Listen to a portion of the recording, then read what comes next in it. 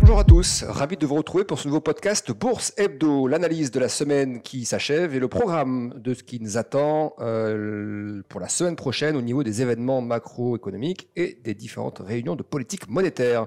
On va donc commencer par un petit bilan de la semaine qui s'achève, une semaine qui aura très clairement été marquée par le retour de la volatilité sur les marchés actions, une volatilité qui évoluait sur la mesure, donc avec le VIX notamment, qui est l'outil de mesure principal, l'instrument de mesure principal qui donne le niveau de volatilité sur le gros indice américain qui est le SP500, eh bien on a terminé la semaine dernière en dessous de 13 de volatilité. On est désormais, au moment où j'enregistre ce podcast, et on est vendredi, il est un peu après 17h, on a une volatilité qui avoisine 17. Donc ça fait 30% de hausse de la volatilité en une grosse semaine. Plusieurs raisons à cela, et une en particulier, à savoir des déclarations de membres de la Fed, et pas les plus faucons, pas les plus agressifs d'entre eux, des déclarations de membres de la Fed qui ont très largement atténué les attentes de baisse de taux de la part de la Fed. On rappelle que lors des dernières projections de la Fed au mois de mars, il y avait 3 baisses de taux anticipées en moyenne par les membres de la Fed pour cette année, donc d'ici la fin de l'année. On a une grosse surprise cette semaine et surtout jeudi soir. Donc c'est là que la surprise est arrivée quand un des membres les plus colombes de la Fed, qui s'appelle Austan Goolsbee, il est dans le top 2, top 3 des membres de la Fed les plus accommodants. Donc habituellement c'est quelqu'un qui a toujours un discours plutôt favorable à une politique plutôt, on va pas dire souple, mais pas forcément trop restrictive, qui ne cherche pas à aller trop loin dans les questions de restrictions monétaires, que ce soit sur les taux, sur le bilan. Et là, il a eu des propos très étonnant. Il explique qu'il a bien effectivement dans les projections du mois de mars été en faveur des baisses de taux et en tout cas il a donné des projections qui correspondaient à plusieurs baisses de taux cette année. Mais il dit si l'inflation continue d'évoluer sans tendance, le terme exact c'est sideways. Sideways donc ça veut dire un peu en haut, un peu en bas, mais de manière latérale, donc un peu de stagnation sur l'inflation. Eh bien il dit que si l'inflation continue de stagner, eh bien le scénario d'une absence de baisse de taux pour cette année sera à considérer. Donc c'est quand même une sacrée phrase pour quelqu'un qui est habituellement et plutôt accommodant.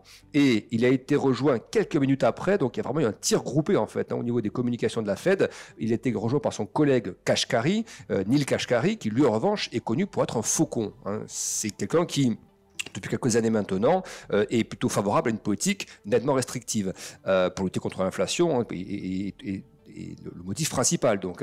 Mais Neil Kashkari donc lui aussi dit la même chose. Vous voyez un peu quasiment les mêmes propos. Si l'inflation stagne, il est tout à fait possible qu'il n'y ait pas de baisse de taux cette année. Et vous voyez ce qui a c'est là que le marché a réagi, c'est que on a donc vu que les propos étaient à peu près équivalents et que donc est-ce que ce n'est pas une opération de communication volontairement menée par certains membres de la Fed, peut-être en accord avec d'autres, peut-être pourquoi pas même avec Jérôme Powell, pour venir envoyer au message un signal plus modéré, parce que, et ça on en a beaucoup parlé dans les podcasts précédents, nous-mêmes, et c'est là que l'analyse est importante, c'est qu'on avait souligné depuis le mois de décembre dernier les propos toujours assez accommodant de Jérôme Powell, qui très tôt, dès le mois de décembre, avait ouvert la porte aux baisses de taux, qui avait rappelé encore ses propos lors de la réunion de mars, donc il y a tout juste une quinzaine de jours.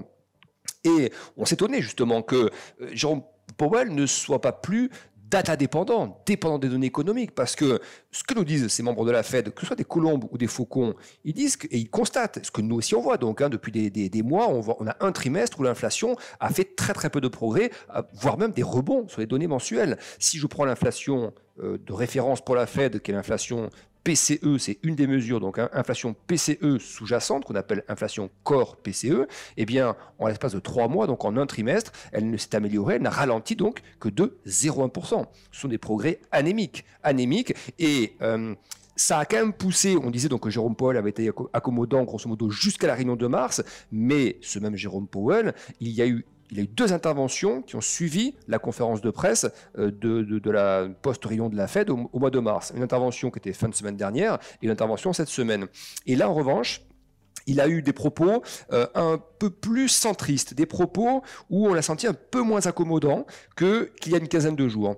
Et il dit notamment que pour garder la confiance du public, c'est les propos de Jérôme Powell dans sa dernière déclaration, il dit que pour garder la confiance du public, il faut éviter l'enlisement. Pour reprendre ces termes, l'enlisement, on comprend bien ce que veut dire enlisement. Ça veut dire une situation où l'inflation ne ferait plus de progrès et où la Fed ne saurait pas trop finalement quel chemin emprunter, ou en tout cas laisserait plutôt une situation de stagnation de l'inflation sans progrès supplémentaire. Et il a dit, Jérôme Powell, dans cette même intervention, la toute dernière, qu'il aimerait avoir plus de lecture de l'inflation comme celle qu'il avait eue en 2023. Et effectivement, quand on regarde en 2023, il y avait des progrès très significatifs sur le front d'inflation. Mais depuis le début de l'année, eh bien, c'est plus le cas. On a des chiffres d'inflation, vraiment, c'est vraiment le cas, qui stagne, qui montre, selon les mesures, ou des progrès très anémiques, ou des petits rebonds, mais en tout cas, beaucoup moins de tendance, en tout cas, dans l'amélioration de l'inflation. Et donc ça, c'est une des raisons principales pour ce rebond de volatilité, avec des taux, on l'a aussi vu, en l'espace d'une semaine, on a pris une vingtaine de points de base sur le taux 10 ans américain. Il était aux alentours de 4,2 en fin de semaine dernière. Là, on finit la semaine, on a même fait cette semaine une incursion au-delà de 4,40. Donc, vous voyez, on a même pris à un moment donné dans la semaine un peu plus de 20 points de base par rapport au niveau d'il y a une semaine. Donc, on voit que voilà, cette question monétaire vient un peu percuter les marchés de plein fouet, même si la réaction n'est pas hyper violente. Une volatilité qui passe de 13 à 17, c'est pas encore la panique. Et j'ai envie de dire, elle pourrait même aller dans ce genre de contexte-là, la volatilité au-delà de 20, entre 20 et 25, ce serait tout à fait cohérent avec ce qu'on entend des membres de la Fed. Et pourquoi ce serait cohérent? Parce que ça fait réviser les prévisions de baisse de taux. On rappelle, et on l'a déjà dit plein de fois, mais depuis le mois de décembre, en décembre dernier, le marché a anticipé 6 à 7 baisses de taux pour cette année. Désormais, et après ces différents speeches des membres de la Fed, après le rapport sur l'emploi aussi, on va en parler, ce gros rapport sur l'emploi qu'on a eu en fin de semaine, désormais, les futurs n'anticipent que 2 baisses de taux cette année. Vous vous rendez compte l'incroyable évolution à la baisse des anticipations de baisse de taux. Donc, je veux dire, c'est le minimum syndical. Si la volatilité repart un petit peu à 17, pourquoi pas à 20 ou 25 pendant quelques temps, justement le temps d'ajuster un peu plus fortement les anticipations et les anticipations que le marché obligataire, lui, intègre bien. Quand vous regardez les taux, notamment le taux 10 ans américain, qui est le taux de référence, on voit bien ces mouvements de rebond depuis plusieurs mois. Il intègre ces changements-là. Les devises aussi, le dollar, depuis quelques mois, c'est plutôt renforcé que l'inverse. Et seul le marché action, et on s'en étonnait dans les podcasts précédents, mais seul le marché action restait à l'écart de ça. Donc ce qu'on a commencé à voir cette semaine, il serait plutôt sain que ça se poursuive un petit peu la semaine prochaine, dans les jours qui viennent, pourquoi pas dans les semaines qui viennent, c'est-à-dire un peu de modération de la part du marché action, non pas un crash évidemment, mais pour des marchés, notamment côté américain, pour les gros indices qui ont pris une trentaine de % depuis le creux d'octobre dernier, eh bien relâcher entre 5 et 10%, peut-être pas 10 quand même, mais oui, entre 5 et 10, ce ne serait pas complètement fou dans ce contexte de révision des anticipations de baisse de taux. Alors bien sûr que les baisses de taux, elles sont révisées les anticipations sont révisées à la baisse parce que les données économiques sont quand même résilientes. Et c'est exactement ce qu'on a vu là sur le rapport sur l'emploi cet après-midi, un rapport très solide.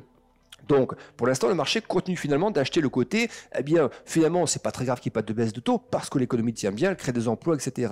Moi, je trouve, c'est effectivement une des raisons qui fait que les marchés actions ont bien tenu. Mais il me semble que c'est un raisonnement qui occulte le fait que d'ici quelques temps, cette politique, on rappelle qu'elle est restrictive. La Fed elle-même la qualifie de restrictive. Et je pense qu'elle est restrictive. Il suffit de voir sur le marché immobilier américain les conséquences que cela a eu en termes d'impact sur les demandes de crédit, sur les mises en chantier, les permis de construire, etc. Il y a un impact. Pas sur tous les domaines, mais dans certains domaines clés sensibles au taux, il y a un impact. Et donc, considérer que l'économie américaine peut vivre encore pendant 12 ou 24 mois sans aucune érosion de l'activité économique liée à des taux directeurs de la Fed qui sont actuellement à 5,5%, la fourchette c'est 5,25, 5,50, eh bien, je pense qu'on sous-estime d'ici quelques mois les effets justement de ces taux qui vont commencer à ralentir un peu l'économie parce que l'impulse budgétaire qui était mis en place par les États-Unis post-Covid et qui n'a pas été mis que pendant le Covid, toutes les années qui ont suivi le Covid, on a eu d'énormes déficits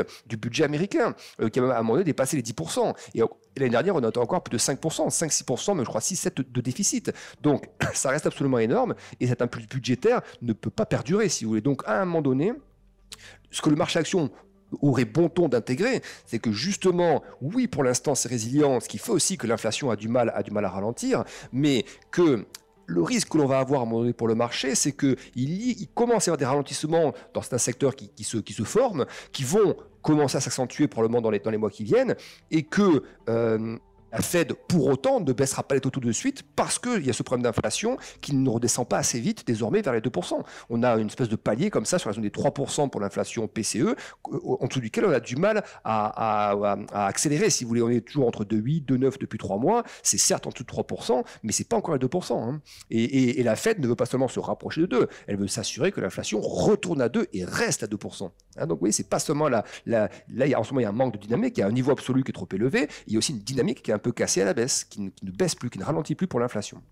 Donc, il me semble, pour terminer là-dessus, que les marchés actions pourraient continuer de prendre un petit peu leurs gains dans les jours et les semaines qui viennent, parce qu'on voit vraiment, et là, au moment où je vous parle, il y a quelques minutes, on a eu un autre discours d'une autre membre de la Fed qui s'appelle Lori Logan, et qui n'y va pas de main morte non plus. Elle explique qu'elle ne voit même pas de raison à ce stade de penser aux baisses de taux. Elle ne dit pas d'agir sur les baisses de taux, elle ne serait-ce que de penser aux baisses de taux. Elle dit ce n'est pas le moment. Elle dit j'ai des craintes croissantes sur les risques haussiers pour l'inflation. En gros, les membres de la Fed, on a l'impression qu'ils commencent à redouter que le palier qu'on observe un petit peu génère ensuite une espèce de rebond. Si ça baisse plus, ça peut peut-être rebondir. Alors, on ne dit pas l'avenir, ni vous ni moi, mais la crainte exprimée depuis 24 heures, 36 heures par les membres de la Fed, eh bien, ça a l'air d'être très dense, très, vous voyez, même déclaration au même moment. Vous voyez, d'un seul coup, plein de membres qui disent à peu près tous la même chose. Et parmi eux, pas que des faucons, des centristes et des colombes également. Donc, n'y a-t-il pas une crainte par rapport, et on va en parler dans quelques instants, aux chiffres d'inflation qui seront publiés la semaine prochaine?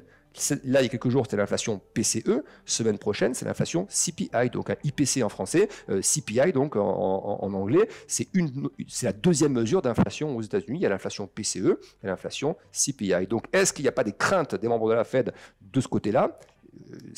On peut y penser de manière légitime, et on a aussi l'impression quand on décrit comme ça leur déclaration, qu'ils avaient aussi connaissance hier soir, donc jeudi soir, de la densité du rapport sur l'emploi qui a été publié aujourd'hui. Vous avez probablement eu connaissance de ce rapport.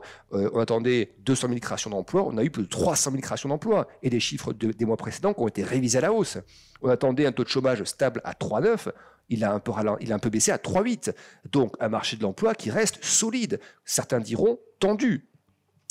Le seul aspect un peu positif pour la Fed de ce rapport, c'est que les salaires n'ont pas réaccéléré. Mais ils progressent toujours à 4,1% les salaires aux États-Unis. 4,1% en rythme annuel. Sans oublier aussi qu'il y a toute cette partie matières premières. Les matières premières, si on prend que le pétrole, depuis décembre, le pétrole, c'est plus de 30% de hausse. Depuis décembre, vous vous rendez compte, 30%. Si on prend l'ensemble des matières premières, qu'on prend un indice synthétique de matières premières qui regroupe les métaux industriels, toute la partie énergie, donc gaz, pétrole, etc., et les produits agricoles, on est sur 8% de rebond, ce qui est beaucoup pour un indice synthétique, 8% de rebond depuis, en gros, la fin février. Donc en un mois et demi, en moyenne, c'est une moyenne, donc les matières premières ont pris 8%. Oui, donc, c'est là que le marché action, à un moment donné, doit intégrer ça. Parce que, effectivement, oui, à ce stade, les baisses de taux ne sont pas trop impactées l'activité économique, mais plus les taux vont rester hauts et moins rapidement ils vont baisser, eh bien, plus le risque économique va se manifester. Et à un moment donné, c'est ça que les marchés actions, que les investisseurs pourraient commencer à intégrer un petit peu. Et je pense que ce serait de bon ton de commencer à l'intégrer un petit peu, actuellement, par un peu de consolidation. Voilà pour ce que nous pouvions dire là-dessus. Également, une statistique qui montre bien qu'effectivement les anticipations sur les baisses de taux sont nettement dégradées, c'est que pour le mois de juin, on sait que la BCE, très très probablement, va baisser ses taux en juin. Il y a toutes les cases sont cochées pour que la BCE baisse ses taux en juin. Donc on se dit, la Fed, normalement, doit le faire à peu près au même moment aussi. Quand on regarde des probabilités à ce stade qu'on mesure via les futures Fed Funds, donc les futurs sur les anticipations de niveau de taux de la Fed, eh bien les probabilités pour une baisse de taux au mois de juin pour la Fed, les probabilités plutôt pour une non-baisse de taux sont remontées à 40%.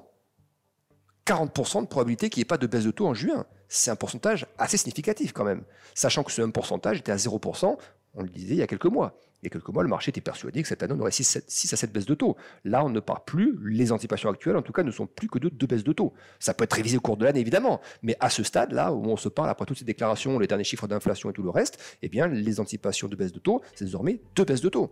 Donc, 40% de chance à ce stade qu'il n'y ait pas de baisse de taux en juin. C'est quand même un pourcentage particulièrement élevé. Donc là aussi, le marché action pourrait ajuster un petit peu et corriger un petit peu par rapport à ça.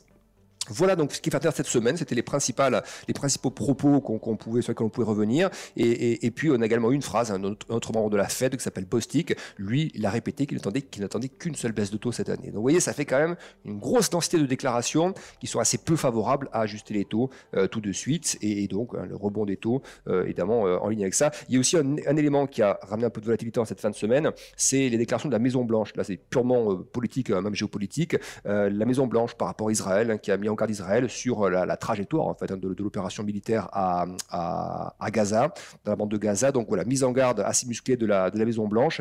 Ça fait rebondir le pétrole, parce qu'on voit évidemment les risques aussi, Iran-Israël se densifier ces derniers temps. Donc voilà, le pétrole continue de monter, et cette mise en garde de la Maison Blanche, ça a aussi contribué au rebond de la volatilité en cette fin de semaine.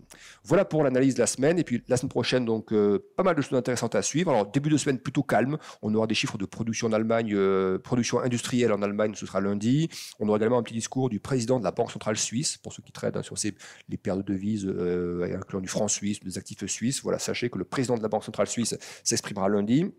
Mardi, on aura la confiance des consommateurs au Japon. Ce n'est pas une donnée en général qui a beaucoup d'importance pour les marchés, mais comme la Banque du Japon a changé un petit peu son fusil d'épaule, a un peu relevé les taux, voilà, un discours un tout petit peu moins accommodant depuis quelques semaines. Bon, mais on verra si la confiance des consommateurs est là. Si elle est très forte, cette confiance des consommateurs, ça peut vouloir dire, du coup, s'ils sont prêts à consommer, que les entreprises n'ont pas de raison vraiment d'ajuster trop leur prix, et donc ça peut maintenir, vous voyez, un petit peu les questions d'inflation en place, et donc ouvrir la porte à de nouveaux ajustements sur la politique monétaire de la Banque du Japon. Voilà, c'est un peu comme ça qu'on peut voir ces statistiques qu'on se verra donc mardi. Mercredi, gros rendez-vous de la semaine, ce sera le jour de la publication des chiffres d'inflation CPI, donc aux États-Unis, inflation IPC aux États-Unis, et on aura le soir même, donc ça c'est l'après-midi, et le soir, mercredi soir, on aura le compte-rendu de la dernière réunion de la Fed. Et donc évidemment, c'est là on verra si les propos qui ont été tenus lors de cette réunion ont été effectivement un peu plus musclés et un peu moins accommodants donc, que ce qu'on avait pu voir précédemment. Donc voilà, grosse journée mercredi, inflation et minutes de la Fed. Jeudi, réunion de la Banque centrale européenne, donc on sera plus très probablement sur le mois de juin et les baisses de taux. On aura une autre donnée de prix aux États-Unis, les prix à la production. On se souvient qu'ils avaient désagréablement surpris le marché il y a quelques jours parce qu'ils avaient rebondi plus fortement qu'attendu, et notamment sur fond de rebond également des matières premières. Donc on se verra ça de près jeudi après-midi, près de la production aux États-Unis, toujours avec en toile de fond la Fed derrière, donc notamment.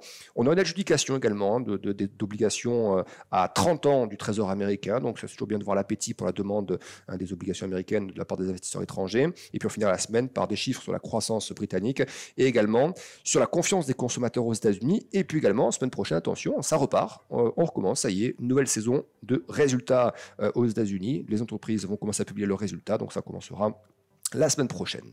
Excellent week-end à tous et rendez-vous la semaine prochaine pour un nouveau podcast. Au revoir.